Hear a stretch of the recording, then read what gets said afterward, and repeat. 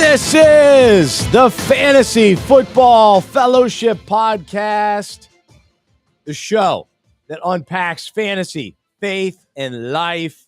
I'm Bryce Johnson with Harrison Zuckerberg, and we are your fantasy coaches here to encourage you and help you win while finding meaning and purpose throughout the fantasy season.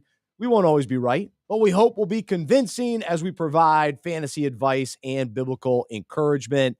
I'm coming to you from the Unpacking It Ministry studio in Charlotte, North Carolina. Hope you had a wonderful Thanksgiving. Had some crazy games on Thursday, just some surprising performances, especially fantasy ramifications. So we will get to some of that. And then, of course, Sunday was filled with some interesting teams playing well, with players coming back. And, you know, this time of year, who's getting hot? Who's turning the corner? Who's going to finish the season strong for our fantasy teams? Most leagues probably have 1 or 2 weeks left before the playoffs begin. Trade deadline is either passing this week or past last week. So this is a major time in the fantasy season. We're excited to talk about it. Before I jump into this week's breakout, did want to encourage you, today is Giving Tuesday. So Fantasy Football Fellowship is a part of Unpacking It Ministries, which is donor-driven, and we rely on the generosity of listeners and readers. And so Giving Tuesday, be generous, support somebody today. But hey, if you're looking to support someone, hopefully it's Unpacking It. So you can go to unpackingit.com/donate, and we appreciate your support today and all year long, and especially with year-end giving as well. So thank you so much. All right, so before we get to accountability and confession, fantasy shenanigans, we're also going to do I'm Convinced today, based on which players we believe will be league winners, guys that are going to get hot, finish strong, and carry your team to the championship.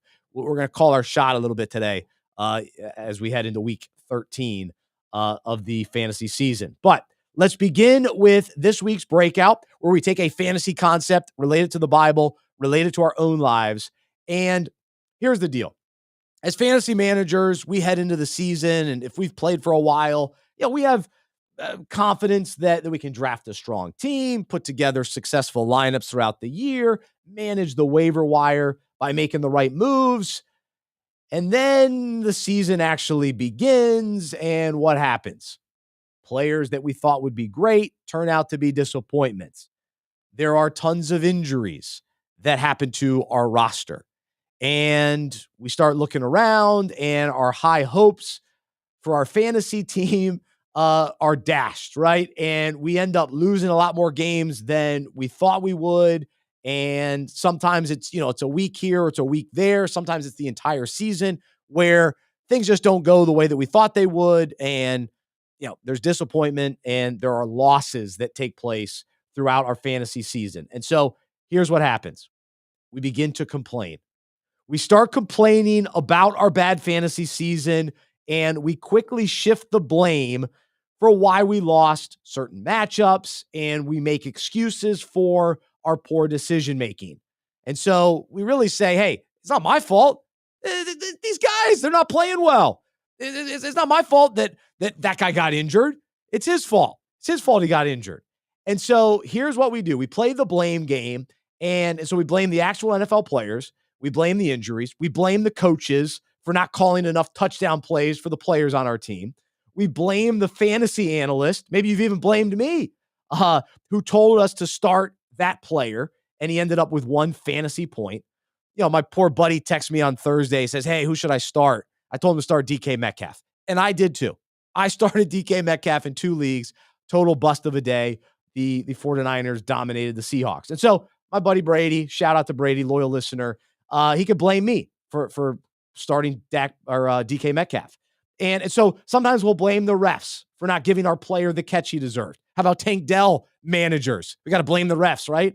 And then you can blame the fantasy schedule, where you always end up with the matchup against the team that has the highest scoring point. So you lose because the guy you went up against was the best that week. And you're like, it's just horrible luck on the schedule. We can blame the bye weeks for why we lose. We can blame our bad draft position. I had the 8th pick this year, so I can blame that. We can blame our close loss on just our opponent, being lucky. And so, bottom line is, we can come up with all sorts of excuses for why our fantasy season doesn't go the way that we want it to. So, hopefully for you today, you're loving life, your team's rolling, you're rocking and rolling, and you're good. But for many of us, we have that one. I'm in multiple leagues. A lot of leagues are doing good, but it's that one league that got away that I find myself blaming. Well, it's just because Nick Chubb got injured. That's why my team's not good. But it's my fault for drafting Nick Chubb, right? Or it's my fault for not picking up Jerome Ford as his handcuff. And so really what ends up happening with this blame game is that we can point to legitimate reasons to complain about. But ultimately, we're the fantasy managers. We're the ones who made these decisions. We're the ones that drafted these players. We're the ones that accepted or rejected the trade offers. And it is true. So much is out of our control during the fantasy season. But it doesn't give us the green light to blame, complain, and make excuses. We've got to acknowledge that we chose those players, that we made the foolish lineup decisions. And we shouldn't have rejected that one trade offer that we passed on. And so we can either say, it's not my fault, or we can say, I'm the manager, it was my bad, and I just didn't choose the right players this year. So what side are you on when it comes to fantasy, blame, complaining, and making excuses? Who are you blaming this year, right? But here's the bigger point today. In life, it's so easy to follow that same mentality where, it's not my fault. It's not my fault. I got to blame my parents. I got to blame my boss. I got to blame my friends. I got to blame, my, however I was made, right? We blame, it's God's fault, right? We blame everybody else. And the encouragement and the challenge for us today is, what would it look like for us to actually own our mistakes, to stop blaming, and to say, you know what? My bad. I blew it. I blew it. It was my fault. I went down this path. I made the wrong choice. These are my decisions. I find myself in this place in life based on the decisions that I've made, and I've got to own those.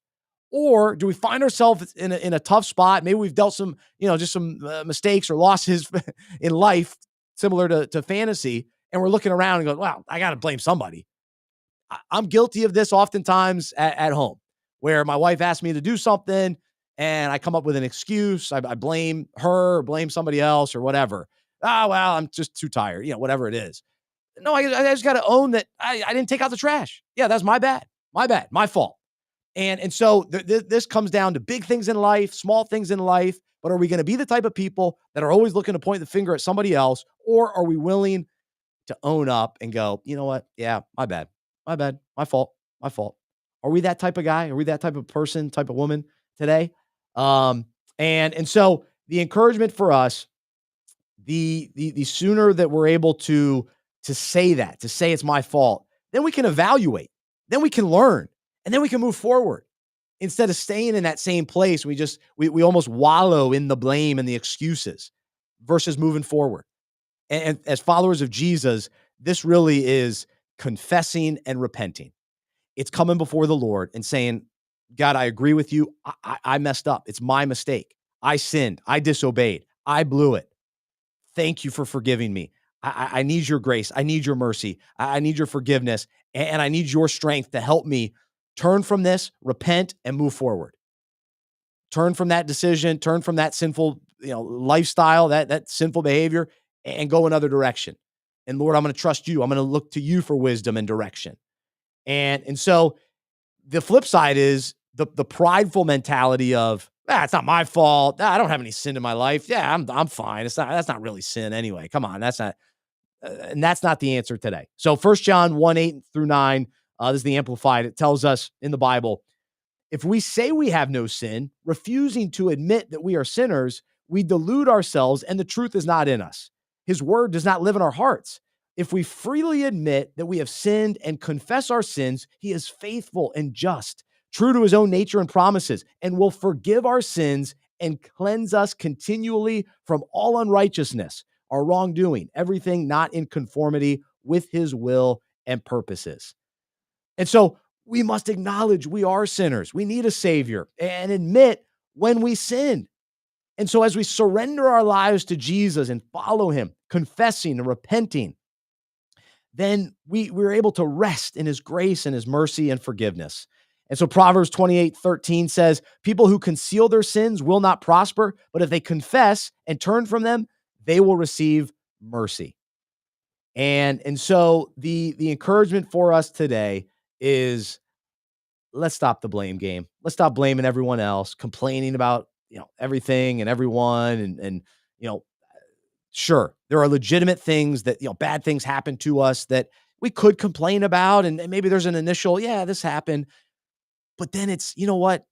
I can't blame. I got to take ownership of where I'm at. And God, I need you to help me forward. Help me move forward. And especially when it comes to our own decisions, our own choices, we gotta own it. My bad. And say, Jesus, I need you. I need you.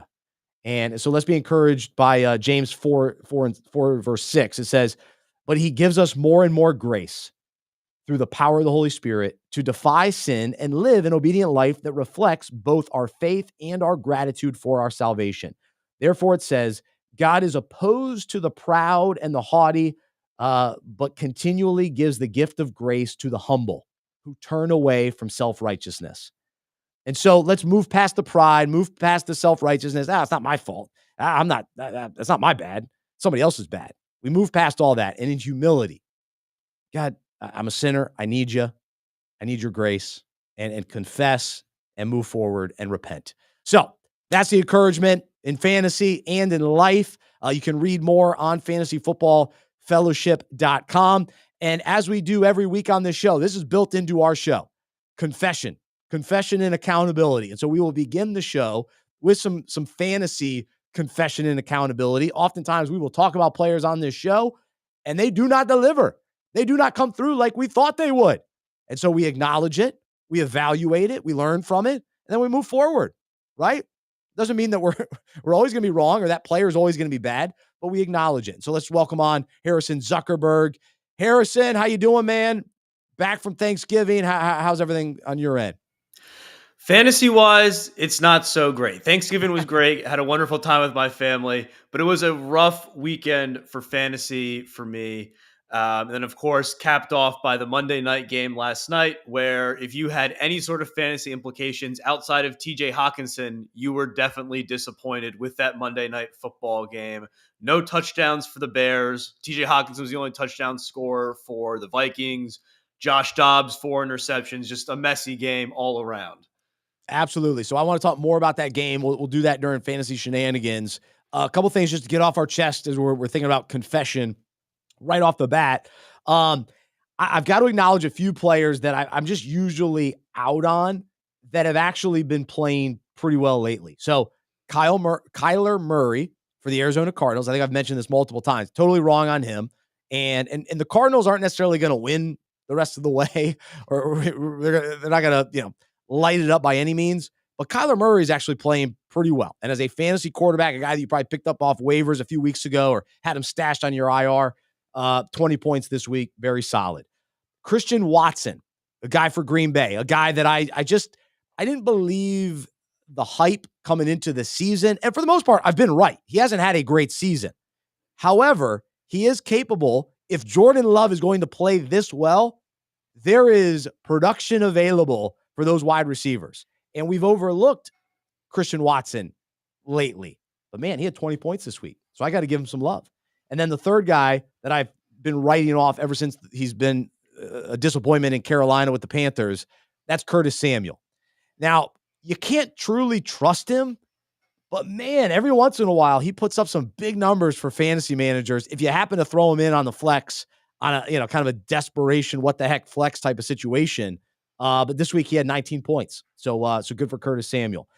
Anything else you want to acknowledge off the bat? Yeah, one guy who I was completely out on going into the season was Rachaad White on the Tampa Bay Buccaneers. I just didn't think this offense was going to be good enough, that they were going to be in enough competitive games to run the football with him. And he's been a top 10 running back throughout the season and has had double-digit points now. And I think 6 or 7 straight weeks, extremely consistent at the running back position with Rashad White. And then another guy who I thought was going to be great a couple weeks ago, I called that he was going to be a league winner down the stretch, was Rashid Shaheed. And he was disappointing this last week.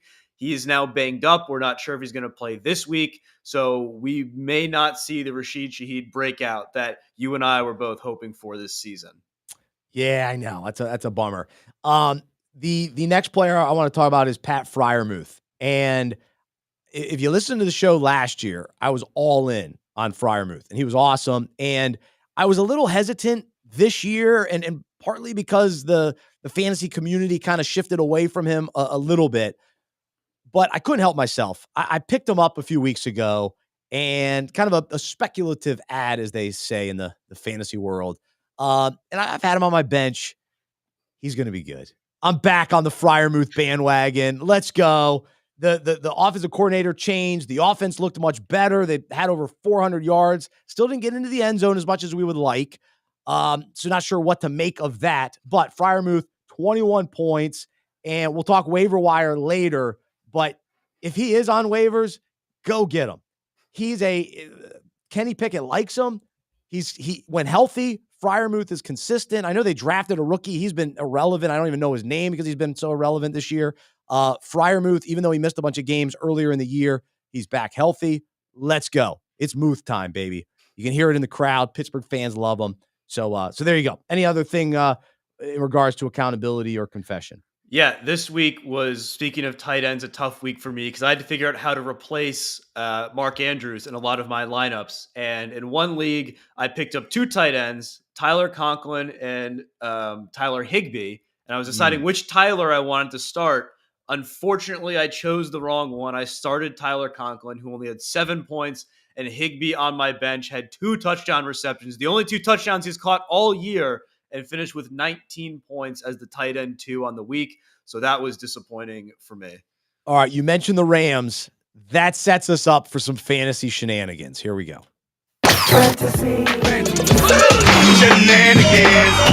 Fantasy shenanigans. Is there a team more filled with shenanigans than the Rams? Absolutely not. I mean, we don't know what to make of them, but man, they've got a bunch of fantasy players on their team. And Higbee, nice game for him. Stafford played really well. It was against Arizona. But how about Kyren Williams? Kyren Williams. So at the beginning of the year, remember I was all in on Cam Akers. And all of a sudden they trade him away. And we thought, what are they doing? What's going on? The reason they traded him is because they believed in Kyren Williams. They saw the talent. They knew what they had in him. He's their bell cow. Now, we know he missed some games, but this guy is lighting it up. His average points per game is right behind Christian McCaffrey. This is one of the top running backs in the league. And later in the show, we're going to tell you what players we believe will be league winners this year. A little teaser, Kyren Williams. He's gonna win leagues for people this year. It's a bummer. I only have him in one league, or unpacking it, best ball league. But this guy is legit. He makes this offense go. So when he's out there, this opens up everything else. Now Stafford can shine. So are the Rams going to make a run to the playoffs? Unlikely. Are they going to be in some games? Are they going to put up some fantasy numbers? I believe they will. But man, a lot of shenanigans in with the Rams because you still don't know what to make of Cooper Kupp. He's still hard to trust. And then you got Higbee out of nowhere having a big game. So anyway, that begins the shenanigans for me. What about for you? Yeah, Kyren Williams is definitely a big one because I remember last year when Cam Akers got injured, I came on the show and said Kyren Williams is going to be great. He's going to fill in and be fantastic for Cam Akers. And then he didn't really do anything. So it kind of knocked my confidence in him. And this year, then when he was on the waiver wire and everyone was rushing at Kyren Williams, like, he kind of burned me last year by not filling in well. But obviously he's been fantastic this year. So that's probably one of my biggest misses in fantasy was not going back to Kyren Williams and trusting him. And Cooper Kupp as well has been a huge disappointment. He's healthy playing games and is finishing games with like 2 receptions for 18 yards after this was a guy who broke almost every single receiving record just a year or 2 years ago. So I don't know if it's an A because when he first came back from the injury in the beginning of the year, we saw 130 yards first week, then 150 yards the next week. Like he was great. And then these last few weeks, he has just not been involved at all in the Rams offense. And I don't think you can start him. which is crazy. I just don't think you can start him. You can't trust him. It's been multiple weeks now, and the injuries always seems to be lingering with him too. And so, again, just the Rams are an interesting team for sure. All right, the other shenanigans last night. You mentioned the Monday night game. I mean, so many. Just a weird night. It wasn't very entertaining by any means. The ending was fine. And thankfully, Hawkinson helped me win a league. DJ Moore at the end helped me win a league, so that was positive. But the running back situation, I think, is the one to keep an eye out for. And Deontay Foreman did not play. He's banged up. Now the Bears go on a bye. They get the win. I mean, they're not really playing for anything. They're just trying to build some momentum toward the end of the year. They're trying to figure out what they've got with young pieces. Is Fields the guy? I mean, last night, I don't really think that tells you much. But he's got a few more weeks to sort of the final decision that the Bears will have to make. Most likely they're going to draft a quarterback with the top pick that the Panthers will be freely giving them. Don't get me started on that. But the position to think about is running back, and Roshan Johnson, he outsnapped Khalil Herbert 49-15. Now, he rushed the ball 10 times for 35 yards, but he had 5 receptions for 40 yards. And chances are that's the number you got to look for with the PPR, the catches. If Johnson's going to be involved in the passing game with Fields dumping it off, then there's an opportunity there where Rashawn Johnson gets more carries, more catches, more opportunity, more, just plays out on the field toward the end of the year. He's a guy to really look for. He's got the potential to be a league winner as well this year. But any other takeaways from that game, or even going back to Thanksgiving, other just kind of shenanigans takeaways from this week in the NFL? Yeah, back to Thanksgiving. I think a big takeaway is that Tony Pollard is back. He has had his second straight good week now, 22 points this week. As it gets later into the season, the Cowboys are really going to start to ride him. He is, outside of CeeDee Lamb, their best offensive player. They want to focus on the run game. I think he's going to be great down the stretch. And then overall, elite QB play we saw this week. 3 guys scoring over 30 points. We saw probably the greatest quarterback fantasy head-to-head matchup ever between Josh Allen and Jalen Hurts, both passing and rushing for multiple touchdowns. That was unbelievable. Then you had guys like CJ Stroud putting up 30 points. Dak Prescott had a fantastic game on Thanksgiving. Trevor Lawrence had a good game. So this is something we've talked about all season. Been aware of the star QBs bet. We've been surprised every week when you look up and Kirk Cousins, it was the QB1 on the week, or Derek Carr was the QB1. Josh Dobbs. 1 week. Josh Dobbs is the QB1. Where has Josh Allen and Jalen Hurts and Lamar Jackson been? Well, they're finally starting to show up now towards the end of the season. Even though Lamar Jackson, that was a weird game with the Chargers, low scoring Sunday night. But the Ravens are legit and they keep winning, and so Lamar down the stretch could be pretty good for managers. But you're right. The Hurts and Allen matchup, that's a fun one. We love those for fantasy purposes. The other 2 quarterbacks to mention, Jordan Love. So this was pretty crazy on Thanksgiving. I had Sam Howell as my quarterback because Joe Burrow's out. I was like, all right, do I play Howell or do I go pick up Jordan Love off waivers and start him? Guess what I did? I picked him up, started him, 32 points, won for me. So huge day for Jordan Love. But I was texting with a Packers fan yesterday. They're still not sold on him. We still don't know. Can we count on him down the stretch? And it's sort of up and down, up and down. The Packers are all over the place. But that was a big game for him. He's at least worth, he's worth rostering by any means. He shouldn't be on waivers at this point. But man, if he lights it up like that against a Detroit team that has a good defense. Yeah. So I think we've got my eyes are lifted a little bit following that performance.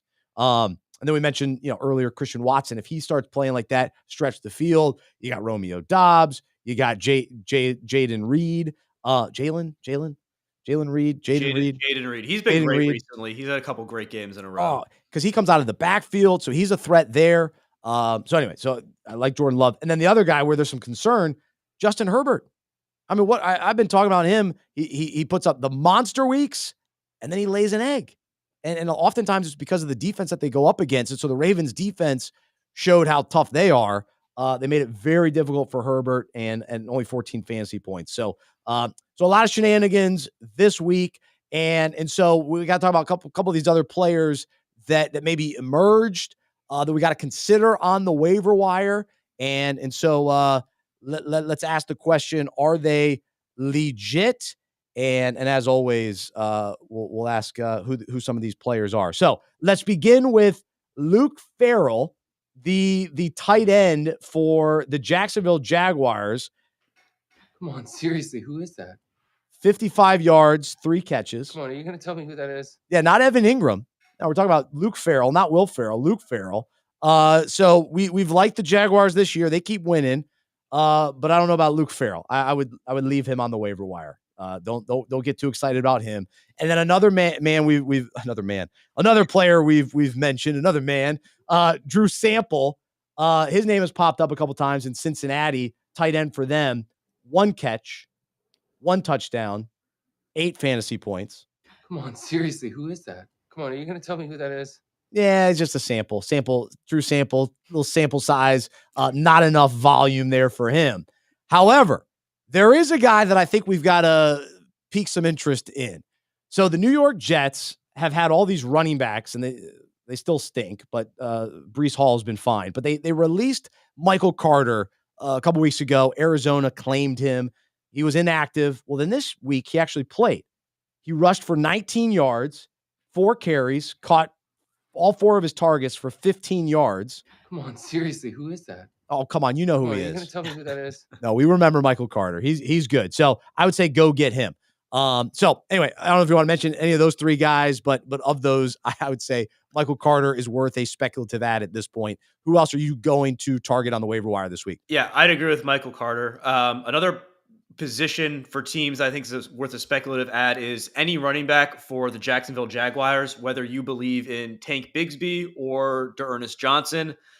Travis Etienne got banged up this week. He should be fine, it seems like. But if he is out, then I think you want whoever is stepping into that Jacksonville Jaguars backfield as the lead back there. It probably will be some sort of a split between the two, but I think either is worth just having on your bench, and then you can drop them if Etienne's active. Yes, I would actually say the eye test, D'Ernest Johnson. I think he's looked much better. I like watching the Jaguars, and that was a fun game against Houston. I've been more impressed with Johnson in recent weeks, but I happen to have Bigsby on my roster, so I'm hoping that Bigsby is the guy there if he gets an opportunity. But Jacksonville is playing well. They're playing better.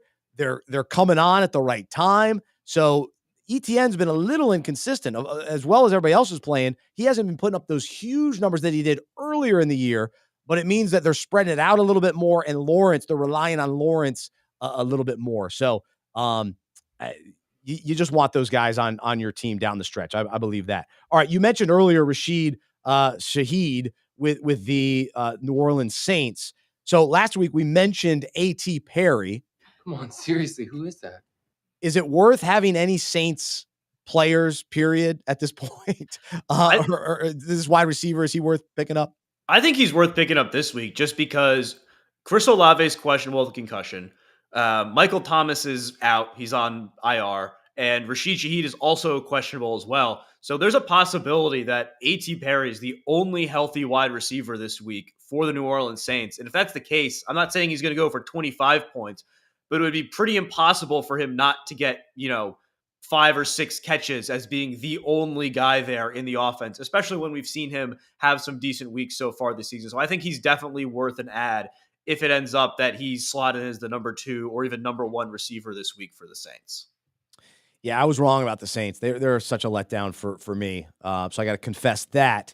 I also have to confess the Denver Broncos are legit. I mean, here we go. Sean Payton, come on. He's turning them around. They're playing well. Russell Wilson not lighting it up from a fantasy perspective. But the position I'm focused on is the running back position. And specifically the backup running backs. So Javonte Williams is playing well. Can he be healthy the whole way through? That's the big question. Now, early in the year, Samaje Perine was the guy coming into the season. He's the backup running back. And then all of a sudden, this McLaughlin, this rookie, comes out of nowhere, has a couple big games. We rush to the waiver wire to pick him up. Chances are people have dropped McLaughlin. Chances are many people have dropped Perine. I think both of them are worth rostering down the stretch. When the playoffs come, you want backup running backs because at any moment they get inserted into the starting lineup, and as the season goes on, running backs wear down. So you want these backups. But P. Ryan's been playing much better, and then people have sort of written off McLaughlin. I wouldn't write him off. He just hasn't been playing. He hasn't been out there as much. But this offense is better than it was early in the year. It's better than last year. So don't write off the Broncos. My last thought on the waiver wire. I'd move on from Josh Dobbs. There's already talk about will he be the starter when they come out of the bye. There's a bye week this week. For him to take up a roster spot for you, that was a rough game last night. That was really, really bad. Does he bounce back from that? You can't play him this week with a bye, and then you're going to trust him in your final regular season week? No way. So drop Dobbs. That would be my encouragement. I mean, maybe it's obvious, but just if you were questioning it because he played well 3 weeks ago, move on. Anyway, any other waiver wire thoughts? Last thing on the waiver wire, I know we mentioned it earlier in the show, but Pat Freiermuth, check if he is on your waiver wire because he probably got dropped in a lot of leagues. He is 100% going to be, a top 6-7 tight end moving forward for the rest of the season. Tight end 1 this week in his first week back. Go get him.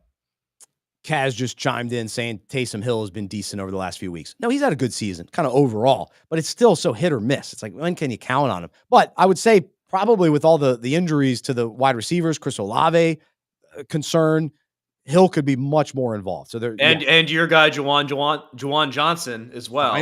Finally, yeah, he might be a part of it. He's played a little bit better. Still not the big breakout week though. All right, let's do a little peace or panic, and these are some players that we just kind of got to keep an eye out for. Is there full panic, or we remain calm with some recent performances from them? I got to go back to Black Friday.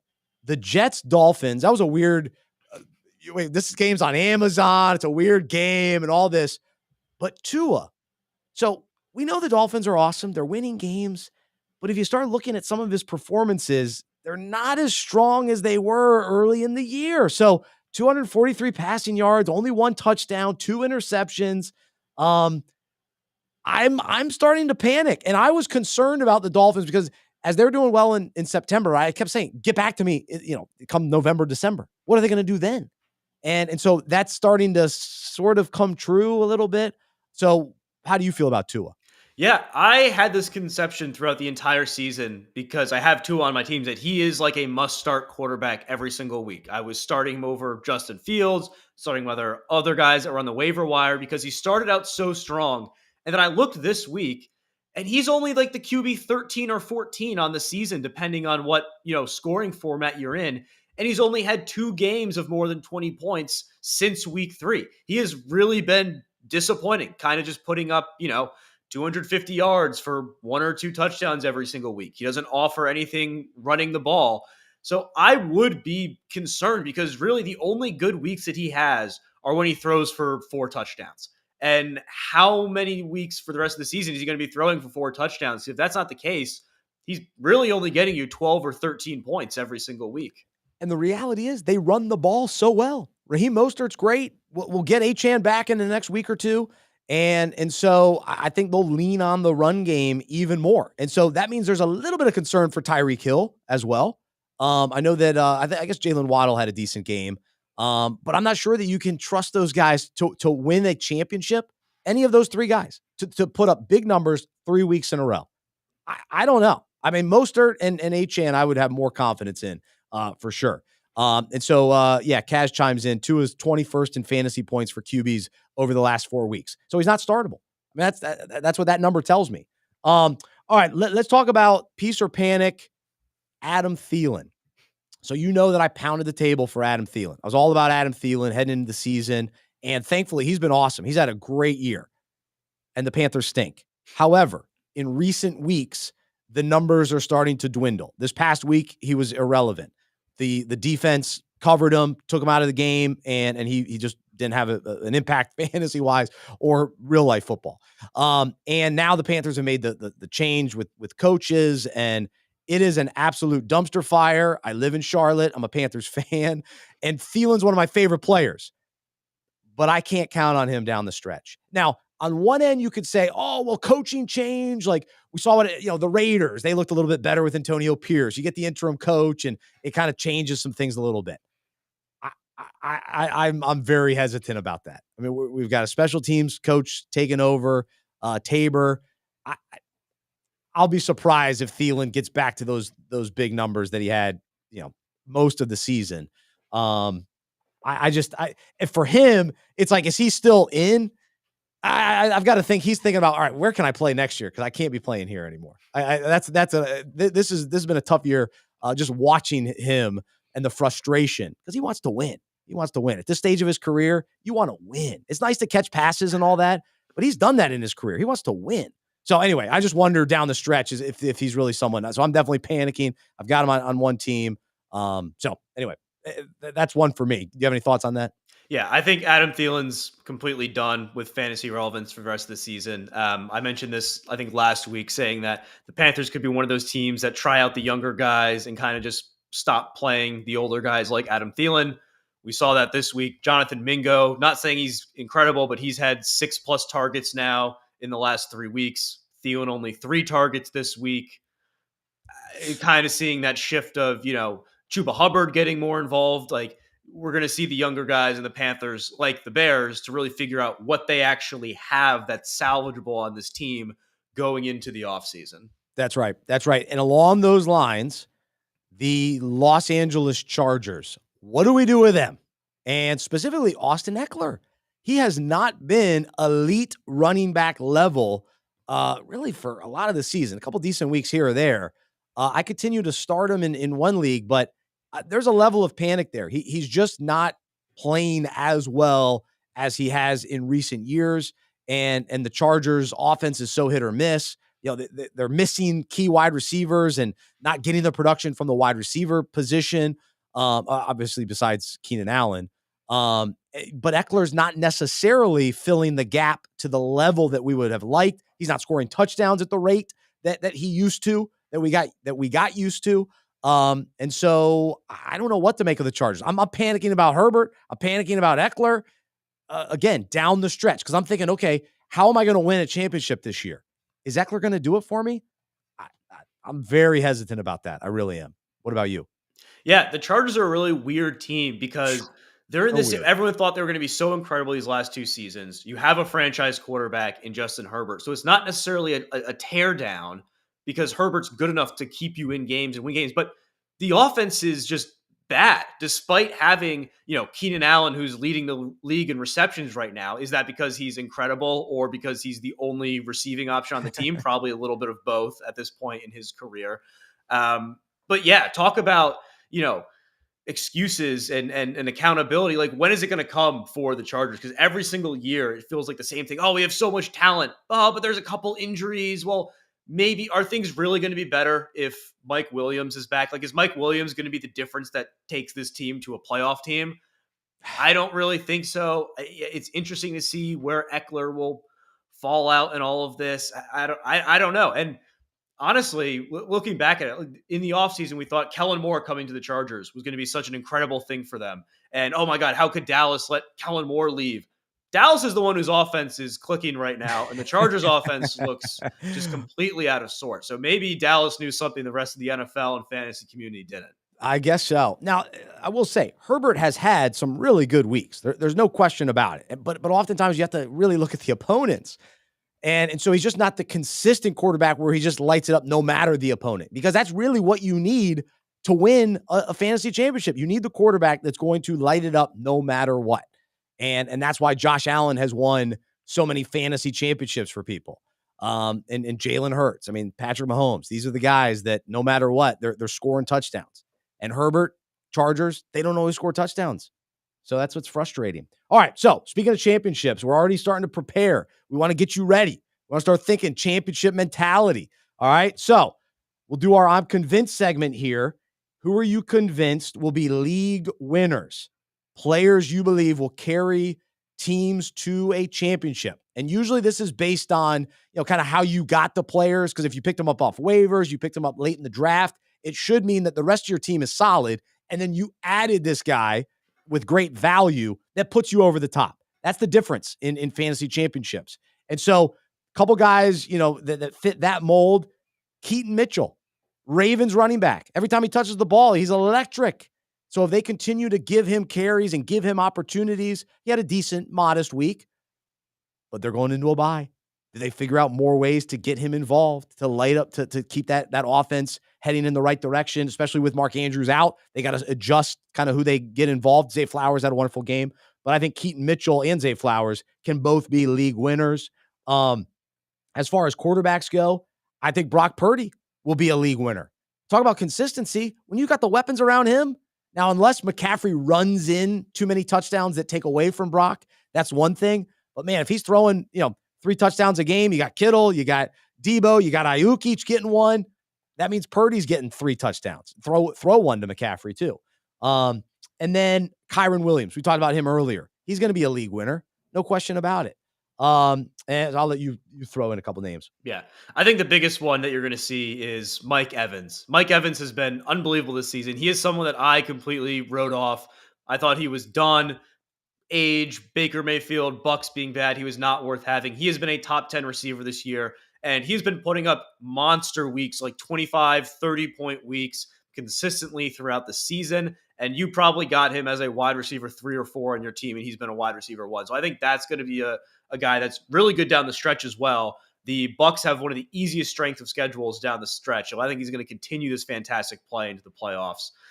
Then another wide receiver who's really come on, my guy Rashee Rice, career game this last week, 24 fantasy points, 100 yards, touchdown, 8 catches.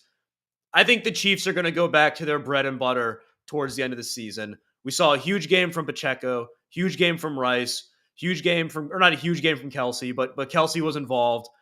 I think that's what it's going to be. Enough of Marquez Valdes-Scantling, enough of Justin Watson, Sky Moore, Kadarius Toney.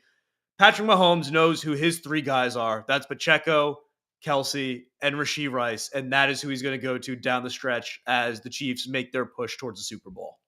Yeah, if Rashee Rice is a flex for you, you're sitting pretty. That's a good spot for him. If he's your wide receiver 2, I mean, his consistency hasn't always been there. So, as a rookie, there's a little concern there, and it's hard to trust rookies sometimes to win a fantasy championship. But when they're your kind of flex guy, that's where you really shine, where you got that steal late in the draft, the potential, the sleeper type of guy. That's really where the opportunity is. That's why Keaton Mitchell, Kyron Williams, those kind of guys. But yeah, Rashee Rice, absolutely. And then when you go to top players, I think Atlanta might be figuring it out. Hey guys, we got this guy named Bijan Robinson, whatever you want to call him, but hey, get the ball in his hands. He's really, really good. Seems like they figured it out. So maybe Arthur Smith will stop being stubborn, but he had 27 fantasy points this week. You drafted him in the first round. You've held on to him all year. You've seen glimpses. You've had some big weeks, but he's let you down sometimes. But it's not him. It's Arthur Smith or whoever's calling the plays that's letting him down, or Desmond Ridder, or Heineke, or whoever.